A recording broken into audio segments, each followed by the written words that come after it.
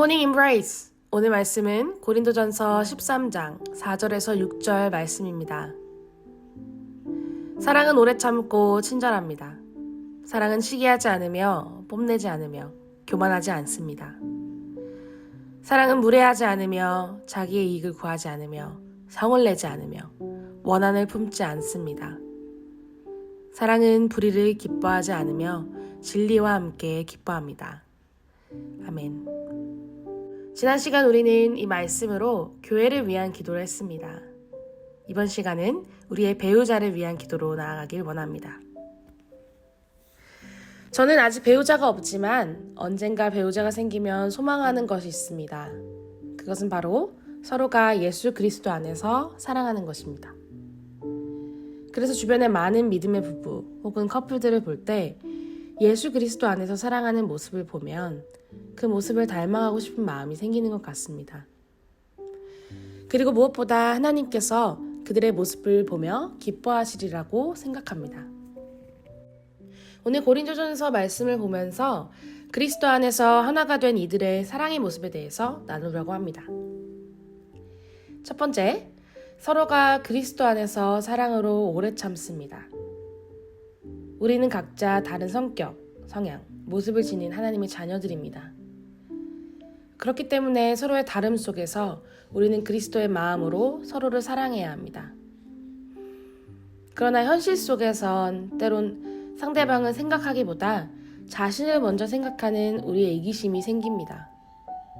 그러다 우리 안에 있는 그리스도의 사랑이 아닌 서로의 잘잘못을 따지게 되고 감정이 격해져 서로에게 무례하게 되는 말과 행동을 하게 됩니다. 그리고 나중엔 상대방을 향한 마음이 굳게 닫히게 됩니다.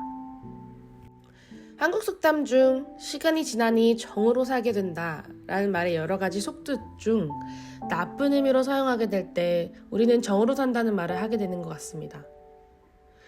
그러나 우리는 그리스도의 사랑으로 오래 참아야 합니다.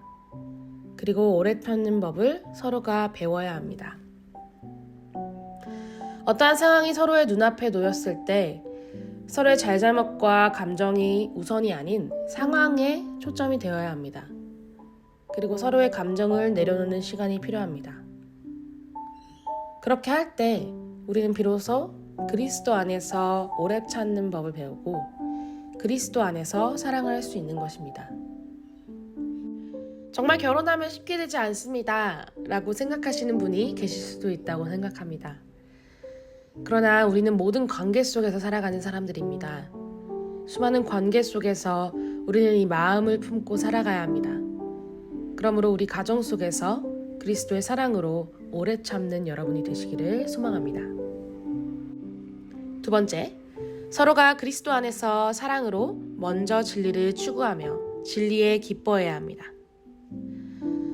저는 크리스천 결혼 예배를 참석할 때마다 주례를 하시는 목사님의 말씀과 예배를 통해 이러한 마음이 들었습니다.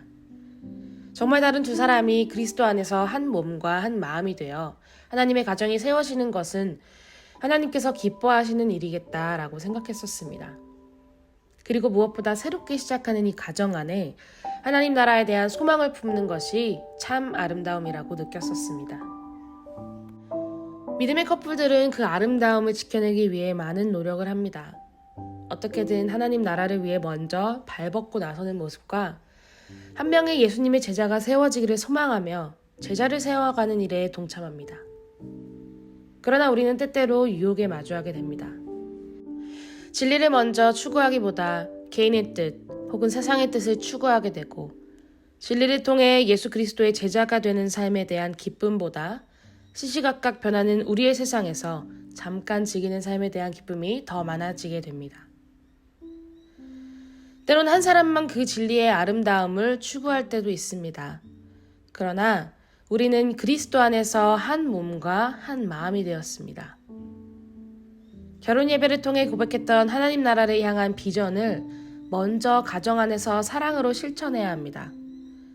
그리하여서 우리는 이 시대의 풍조를 본받지 말고 마음을 새롭게 함으로 변화를 받아서 하나님의 선하시고 기뻐하시고 완전한 뜻이 무엇인지를 분별해야 합니다. 여러분의 가정을 돌아봅시다.